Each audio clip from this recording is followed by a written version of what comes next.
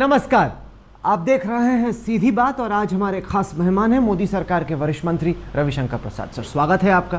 धन्यवाद। प्रधानमंत्री ने अपना स्वतंत्रता दिवस पर संबोधन दिया देश के सामने। सबसे बड़ी निराशा लोगों को हुई वन रैंक वन पेंशन को लेकर। 15 महीने पहले किया गया वादा प्रधानमंत्री और आपकी सरकार पूरी क्यों नहीं कर पाई? हमारा बिल्कुल इसमें कमिटमेंट है, प्रतिबद्धता है, हम करेंगे। कल जेटली साहब ने कहा था कि इसके हिसाब किताब की बात चल रही है, इसमें इन्वेस्टमेंट कितना आएगा, कुछ लोग इसके डेट की बात कर रहे हैं।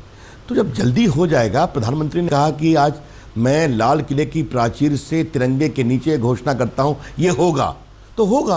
अब प्रधानमंत्री कहते हैं कि उनमें और मनमोहन सिंह और बाकी नेताओं में फर्क यह है कि वो फट फैसले लेते हैं। 15 महीने हो गए, जब वायदा किया तब वही खाता पढ़ा नहीं क्या सरकार? यही तो मैं आपसे कह रहा हूं कि एक देखा था आपने राहुल गांधी का कि उनके बजट में चिदम्बरम साहब ने 500 करोड़ रुपया कह दिया था और एंथनी साहब बगल में बैठे हुए थे, टीवी में तालियां बज रही थी कि हमने कर दिया। क्या ये वन रैंक वन पेंशन सिर्फ 500 करोड़ का है?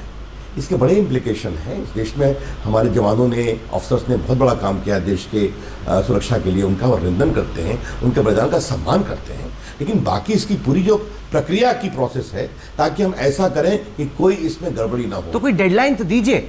सेनानी जंतर मंतर पर विरोध करते हैं, पुलिस आके उन्हें खदेड़ देती है, जो उनके पदक हैं वो सीने से गिर के सड़क पर गिर जाते हैं। ये कांग्रेस के राज में नहीं हो रहे तो बीजेपी के राज में। एक बात मैं बता दूं, कल गृह मंत्रालय की ओर से राज्य मंत्री किरण रिजिजू ने स्वयं कहा ये ठीक नहीं हुआ, कार्रवाई की गई, उनको सम्मान से रखा गया।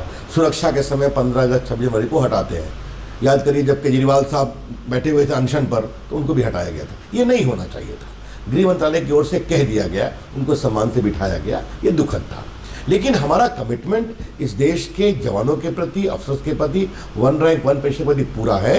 डेडलाइन जल्दी हो सकता है तो आप थोड़ा संयम रखिए। ये तो बॉलीवुड की वो फिल्म है ना, तारीख पे तारीख, ऐसा कुछ हो रहा है। तारीख पे तारीख नहीं, सवाल है कि राहुल कंवल जी को अपने हेडलाइन के लिए कुछ खोजना है। आपको पूरा उसकी चिंता मत करिए, हमारी सरकार का कमिटमेंट है तो हम करेंगे और अच्छे से करेंगे और वक्त रहते करेंगे। बिल्कुल। और श्रीमान मनमोहन सिंह, राहुल गांधी सुनेंगे कि 500 करोड़ दे दिया और ताली पिटवा लिया कि हमने कर दिया 10 साल में, ऐसा नहीं करेंगे। सर, अमूमन विदेश नीति की चर्चा प्रधानमंत्री अपने स्वतंत्रता दिवस के भाषण में करते हैं। ना चीन का जिक्र हुआ ना पाकिस्तान का।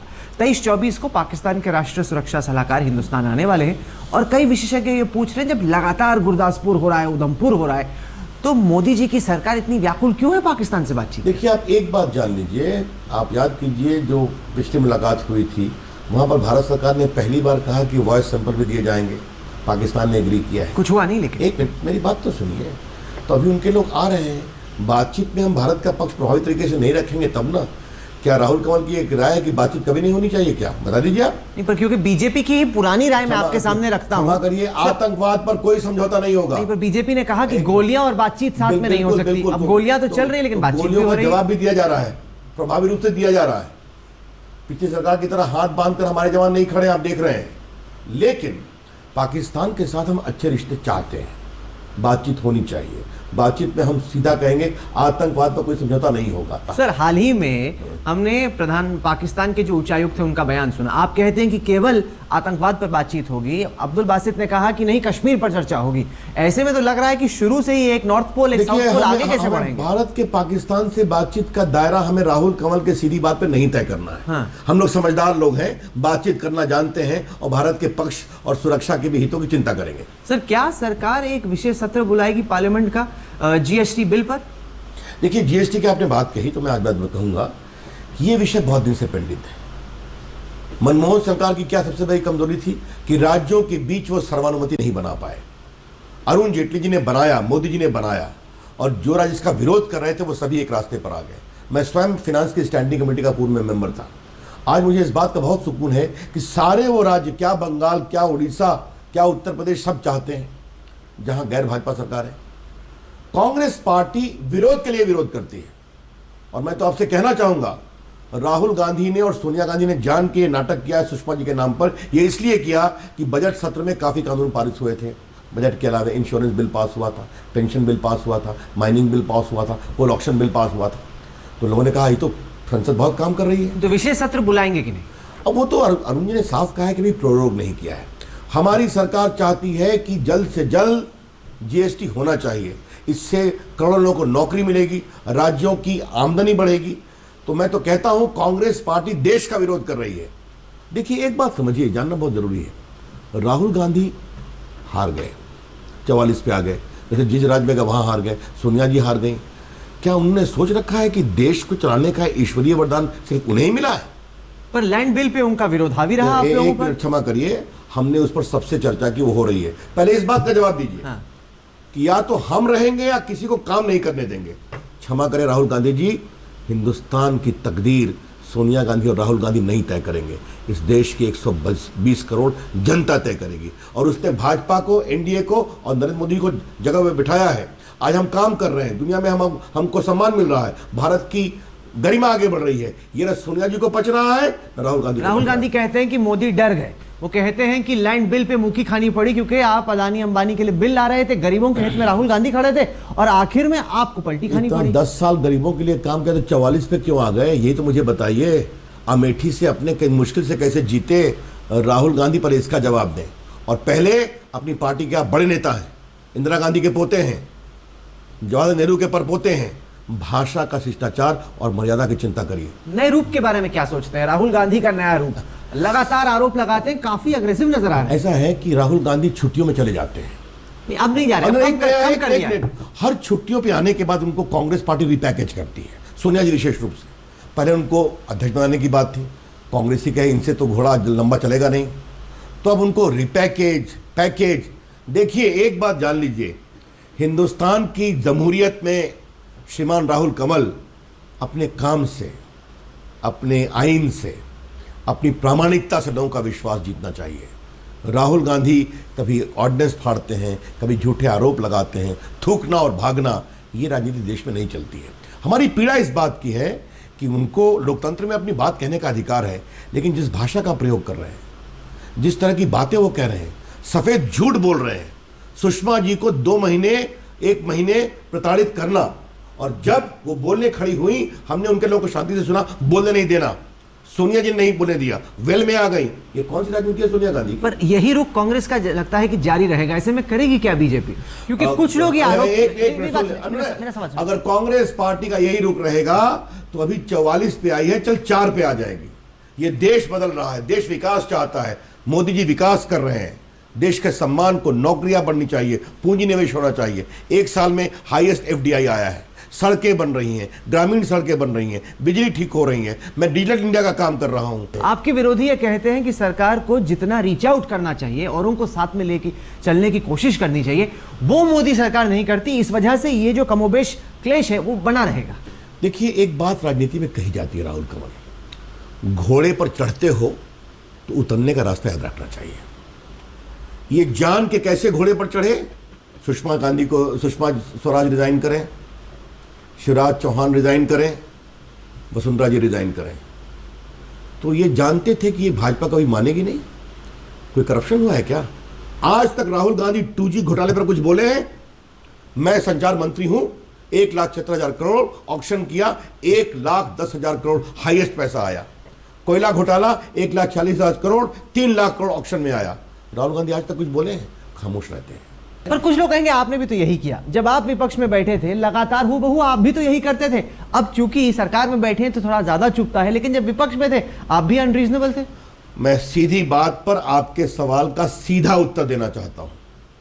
2G घोटाले में सुप्रीम कोर्ट का हस्तक्षेप हुआ, केस किया गया, लाइसेंस कैंसिल हुआ, तब बोलना शुरू हुआ। जब राजा को इस्तीफा नहीं दे रहे थे, बचाने की कोशिश की, तब जेपीसी की बात कही। कोयला घोटाले में सुप्रीम कोर्ट ने सीधा कहा क्वाश करते हैं, सीबीआई की इंक्वायरी कराओ, तब बोलना शुरू किया। आपके कॉमनवेल्थ में तब बोलना शुरू किया। एक दिन देखा गुलाम नबी आजाद साहब ने कहा था कि मैं तो पवन बंसल का इस्तीफा बिना केस के लिया था। सही बात है, लेकिन हंसी हमें आ गई। आपने अपने चैनल पर उनके भगिना को करोड़ों रुपए साथ दिखाया था कि नहीं दिखाया था? रेलवे का एक जनरल मैनेजर मुंबई में गिरफ्तार हुआ था कि नहीं हुआ था? ये कांग्रेस कौन सी बात कर रही है? और आज हमें इस बात का बहुत गर्व है, एक आरोप भ्रष्टाचार के नहीं है। हम काम कर रहे हैं, लेकिन ये सोनिया जी और राहुल गांधी को पचता नहीं है। और आज मैं कहना चाहता हूं, कांग्रेस पार्टी में हमारे बहुत मित्र हैं, वो सभी सोनिया जी और राहुल गांधी की इस आचरण से परेशान है। आपने कहा राहुल गांधी अपने आप को रीपैकेज कर रहे हैं। रीपैकेजिंग तो हमें लगा कि स्वतंत्रता दिवस की स्पीच पर प्रधानमंत्री मोदी भी कर रहे थे। सूट बूट से अचानक से बहुत परहेज हो गया सरकार को। आप ही के चैनल ने संसद में मुझसे पूछा था कि सूट बूट की सरकार राहुल गांधी कहते हैं। हमने कहा था सूटकेस की सरकार तो नहीं है ना श्रीमान राहुल कंवल, हमारी सरकार न सूट बूट की है न सूटकेस की है, सूझबूझ की सरकार है। नहीं, पर 15 महीने बाद क्या आपको लगता है कि लैंड बिल को एक अध्यादेश के जरिए पास करना मोदी सरकार की कहीं ना कहीं चूक मानेंगे? देखिए आप एक बात समझिए, जिस प्रकार का पूर्व का कानून बना था वो बिल्कुल वर्केबल नहीं था। पर अब आप वहीं पे लौट आए। एक मिनट, नेशनल हाईवे के लिए, बिजली के पोल के लिए, रेलवे के लाइन के लिए, आर्मी के रिक्वायरमेंट के लिए, तो ये सब जरूरी है। अब जब एक बार चर्चा की गई तो हम लोगों ने कहा कि हम लोकतांत्रिक देश हैं, अगर आप चर्चा करना चाहते हैं तो कर लीजिए। तो उसके लिए ज्वाइंट कमेटी बनाई गई है, वहां राय आ रही है। कांग्रेस के मुख्यमंत्री स्वयं कह रहे थे कि इस कानून से, जयराम रमेश और सोनिया गांधी राहुल गांधी कानून से काम नहीं चलेगा।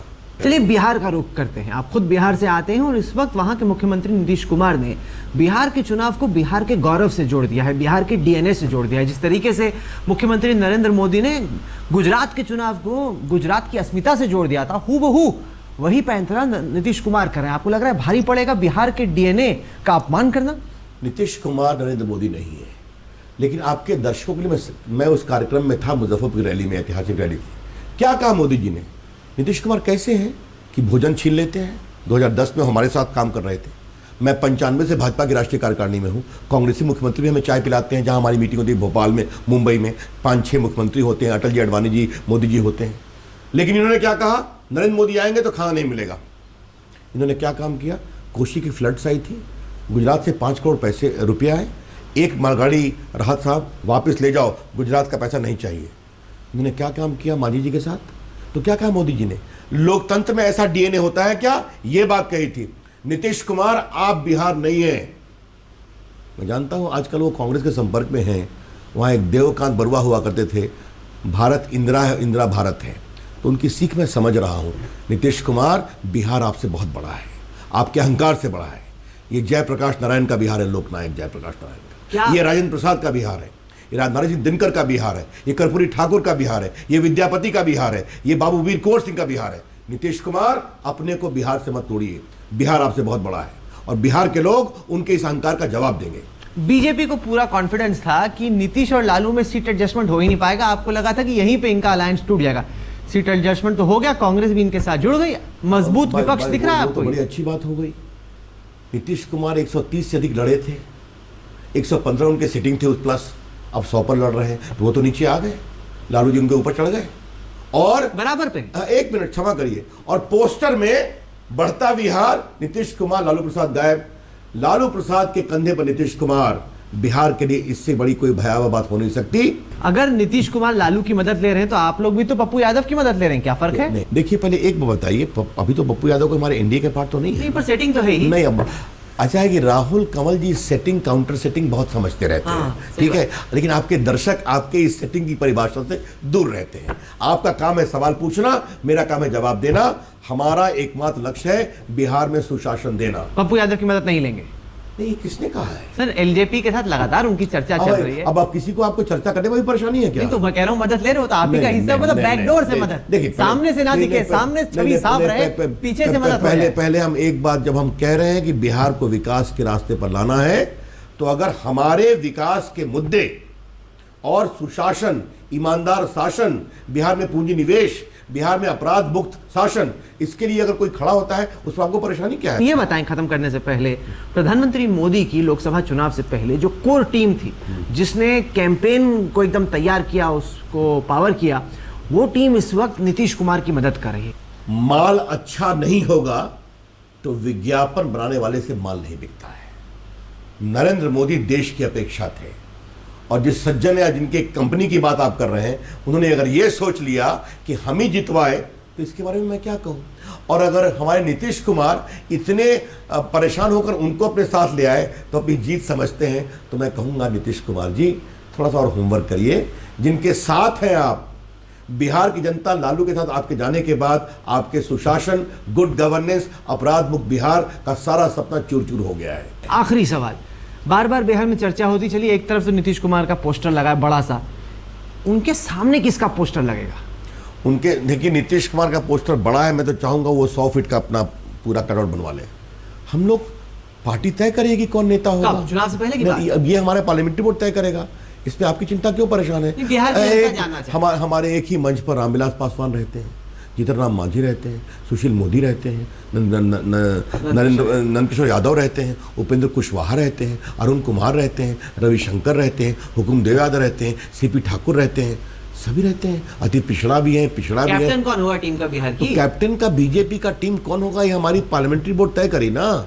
ये तो मैं आपसे कह रहा हूं, हमारे यहाँ कोई जहर नहीं पीता राहुल कंवल, और कोई चंदन भुजंग में नहीं लिपटता। हम दिल से प्यार करते हैं बिहार के विकास के लिए, मजबूरी में जहर नहीं पीते हैं। चलिए, आपने हमें वक्त दिया रविशंकर जी, इसके लिए आपका बहुत बहुत धन्यवाद। धन्यवाद। तो ये थी रविशंकर प्रसाद से आज की सीधी बात। ये कार्यक्रम आपको कैसा लगा? आप अपनी राय हमें ईमेल के जरिए भेज सकते हैं। हमारा ईमेल का पता है sb@aajtak.com। साथ ही साथ इस कार्यक्रम को आप हमारी वेबसाइट पर देख सकते हैं, जिसका पता है www.aajtak.in/सीधी बात। तो अगले सप्ताह एक बार फिर से मुलाकात होगी। तब तक के लिए देश और दुनिया की बाकी खबरों के लिए आप देखते रहिए आज तक।